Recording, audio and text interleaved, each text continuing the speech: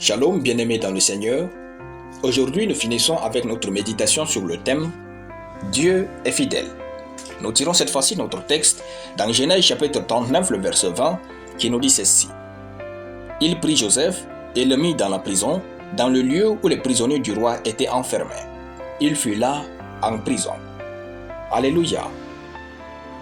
Dieu est fidèle parce qu'il ne perd jamais. Pensez-vous réellement que vous avez perdu des choses dans votre marche avec Dieu? Sachez d'abord, tout ce que vous perdez est tout ce qui ne compte pas dans votre histoire dans ce monde. Sinon, Dieu vous rendra tout ce que vous pensez avoir perdu. Frères, il y a une différence entre égarer et perdre. Dieu peut vous faire égarer quelque chose parce que ce n'est pas le temps pour vous de l'avoir ou il veut vous donner plus. Mais Dieu ne vous fera jamais perdre quelque chose. Dans notre verset, il s'agit de Joseph. Quand vous regardez sa vie, vous diriez à raison qu'il a perdu sa jeunesse à être esclave, il n'a pas fréquenté, il a perdu l'amour et le soutien de sa famille, il a vadrouillé, il a fait la prison pour rien et bien d'autres choses. Mais il y a un Dieu dans les cieux, le Dieu de ceux qui n'ont personne.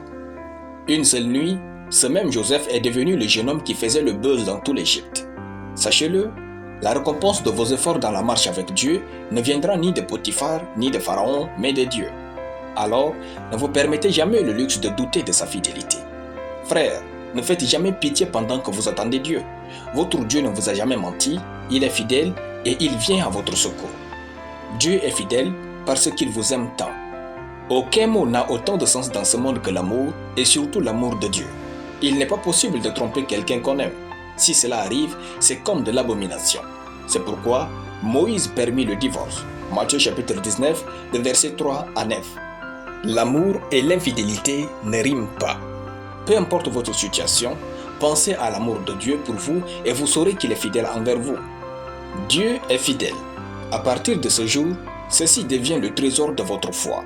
Peu importe les circonstances, gardez le silence et croyez fermement à l'intervention de Dieu. Ne promenez jamais les regards inquiets. Dieu est fidèle. Daniel et ses compagnons vous prêchent sur la fidélité de Dieu par leur histoire. Alors, soyez en paix. Alléluia. Nous allons prier. Père fidèle, je te rends grâce pour ta parole.